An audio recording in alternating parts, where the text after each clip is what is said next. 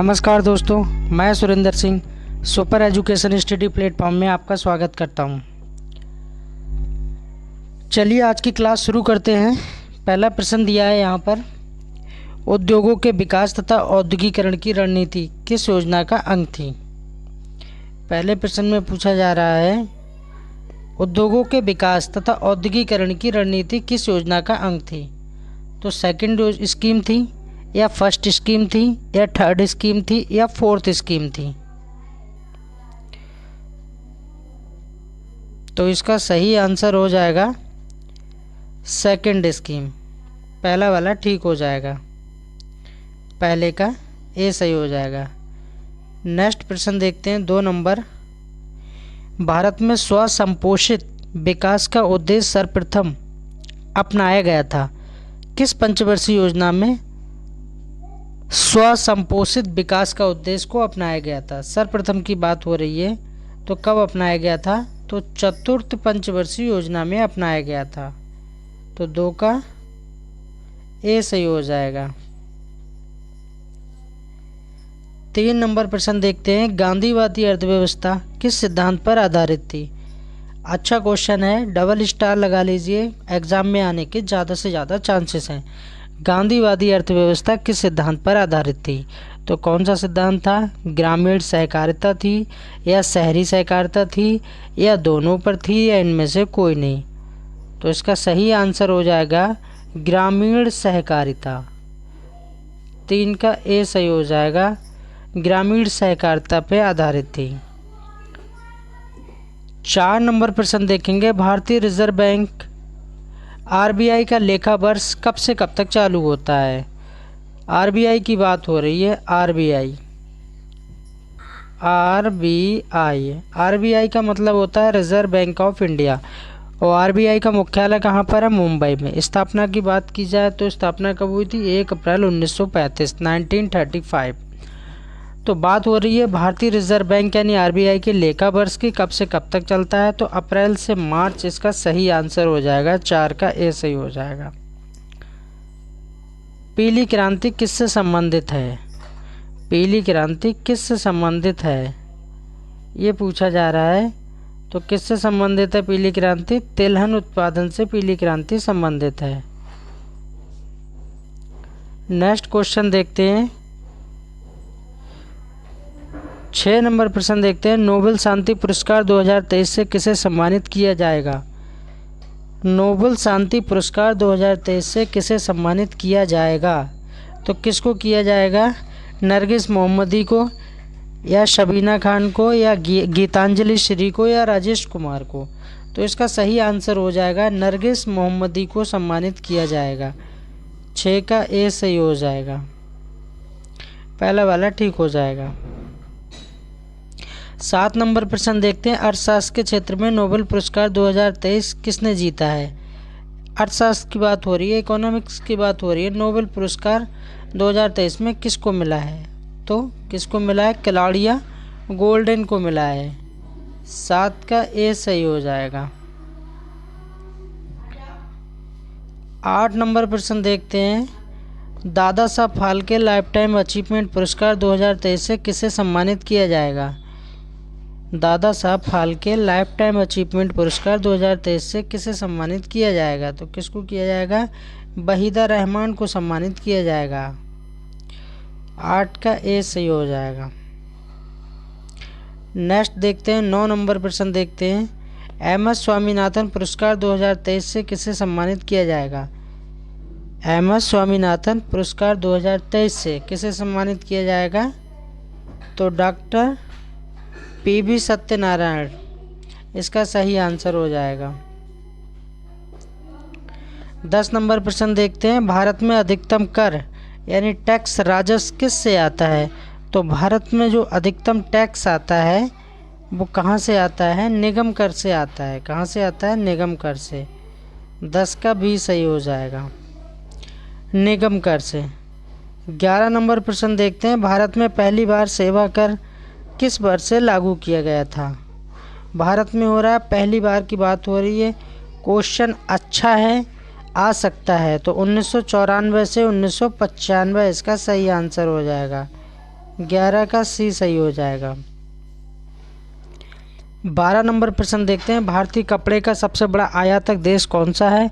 भारतीय कपड़े की बात हो रही है, सबसे बड़ा आयातक देश कौन सा है, तो अमेरिका है। इसका सही आंसर क्या हो जाएगा, अमेरिका। 12 का डी। 13 नंबर प्रश्न देखते हैं, रिजर्व बैंक ऑफ इंडिया की स्थापना कब की गई थी। तो रिजर्व बैंक ऑफ इंडिया की स्थापना मैंने ऊपर भी बताया था, 1 अप्रैल 1935। इसका सही आंसर हो जाएगा। 14 नंबर प्रश्न देखते हैं, किस भारतीय बैंक ने सर्वप्रथम एसएमएस से ऋण आवेदन प्रणाली प्रारंभ की थी। ऐसा कौन सा बैंक था जिसने सर्वप्रथम की बात हो रही है, सर्वप्रथम, और एसएमएस की बात हो रही है, एसएमएस शॉर्ट मैसेजिंग सर्विस, सर्वप्रथम की बात हो रही है, ऋण आवेदन प्रणाली प्रारंभ की थी। तो कौन सा बैंक था, यूके बैंक। यूके बैंक ने सबसे पहले ये प्रणाली लागू की थी। 15 नंबर प्रश्न देखते हैं, राजीव गांधी ग्रामीण विद्युतीकरण योजना कब शुरू की गई थी। अप्रैल 2005। इसका सही आंसर हो जाएगा, 15 का सी सही हो जाएगा। 16 नंबर प्रश्न देखते हैं, वायुमंडल में सर्वाधिक मात्रा में पाई जाने वाली अक्रिय गैस कौन सी है।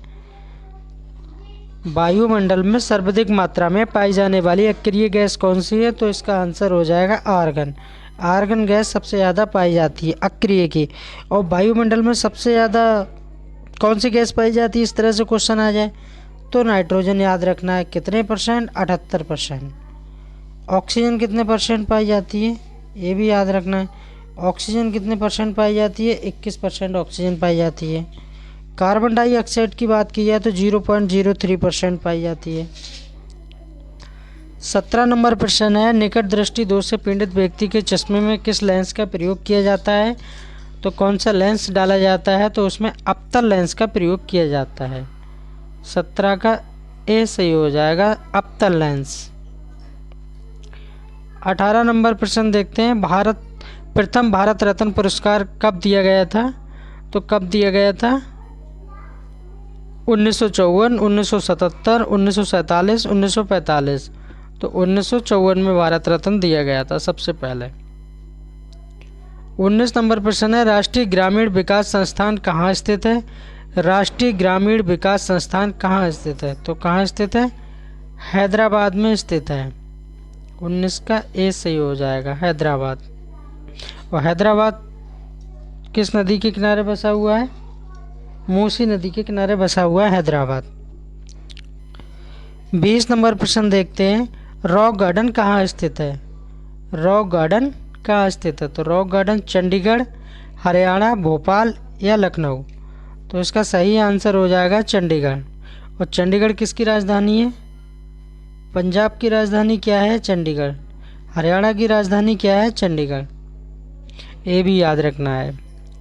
21 नंबर प्रश्न है, उत्तर प्रदेश के मुख्य लोकगीत क्या है।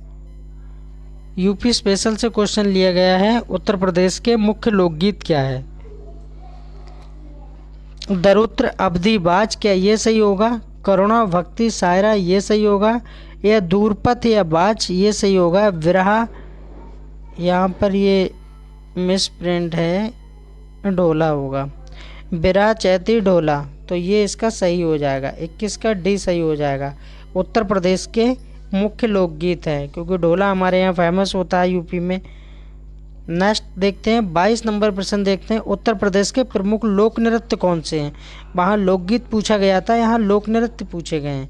तो बिहू कहाँ का है, पहले तो ये देख लेते हैं, बिहू कहाँ का है, असम का है, तो ये नहीं होगा, बात यूपी की हो रही है। और घूमर कहाँ का है, राजस्थान का है। चरकुला, कर्मा, पांडा, ये वाला आंसर सही हो जाएगा, बी सही हो जाएगा। और भांगड़ा कहाँ का है, पंजाब का है। और रौफ कहाँ का है, जम्मू कश्मीर का है। लावड़ी कहाँ का है, महाराष्ट्र का है। और कथक कहाँ का है, उत्तर भारत का है। इस तरह से भी बता दिया है मैंने एक्स्ट्रा। 23 नंबर प्रश्न देखते हैं, निम्न के जनपदों में से सबसे कम साक्षरता वाला जिला कौन सा है। सबसे कम साक्षरता वाला, सबसे कम पढ़ा लिखा जिला उत्तर प्रदेश का कौन सा है, तो सही आंसर हो जाएगा श्रावस्ती। 23 का बी सही हो जाएगा, श्रावस्ती। और सबसे ज़्यादा पढ़ा लिखा जिला कौन सा है उत्तर प्रदेश का, गौतम बुद्ध नगर, सबसे ज़्यादा। ये भी याद रखना है। 24 नंबर प्रश्न है, माचिस नगरी के नाम से कौन सा जिला जाना जाता है? बरेली, मुरादाबाद, रामपुर, वाराणसी। कौन सा जिला है जो माचिस नगरी के नाम से जाना जाता है? तो बरेली जाना जाता है, जिसको यूपी 25 कहा जाता है। और मुरादाबाद के बारे में जान ली, पीतल नगरी किसको कहा जाता है? मुरादाबाद। और चाकू नगरी किसको कहा जाता है? रामपुर। और घाटों का घाट किसको कहा जाता है? वाराणसी। ऐसे भी यहाँ पे याद रख सकते हैं। 25 नंबर प्रश्न है, उत्तर प्रदेश में कितने मुख्य कृषि जलवायु क्षेत्र हैं? 9, 3, 4, 8। तो सही आंसर हो जाएगा इसका 9। 25 का ए सही हो जाएगा। 26 नंबर प्रश्न है, प्रथम भारतीय नोबेल पुरस्कार विजेता कौन थे? पहले की बात हो रही है और भारतीय की बात हो रही है, नोबेल पुरस्कार विजेता की बात हो रही है। तो सबसे पहले नोबेल पुरस्कार किसको दिया गया था? रविंद्रनाथ टैगोर को दिया गया था। 26 का ए सही हो जाएगा। 27 नंबर प्रश्न देखते हैं, निम्न में से भारत की स्थलीय सीमा किस देश से नहीं बनती है? नहीं में पूछा जा रहा है किसकी स्थलीय सीमा नहीं बनती है। चीन से भी लगती है, बांग्लादेश से भी लगती है, पाक से भी लगती है, पर श्रीलंका से नहीं लगती है। 27 का बी हो जाएगा। 28 नंबर प्रश्न देखते हैं, निम्न में से कौन बीड़ा बजाता था? बीड़ा कौन बजाता था? चंद्रगुप्त बजाता था या समुद्रगुप्त बजाता था या हर्षवर्धन या अकबर? तो इसका सही आंसर हो जाएगा समुद्रगुप्त। और समुद्रगुप्त की बात की जाए तो 335 से 375 तक शासन किया है समुद्रगुप्त ने, और समुद्रगुप्त बीड़ा बजाता था, ये भी याद रखना है। 29 नंबर प्रश्न है, रजिया सुल्तान का शासनकाल कब से कब तक था? रजिया सुल्तान किसकी बेटी थी?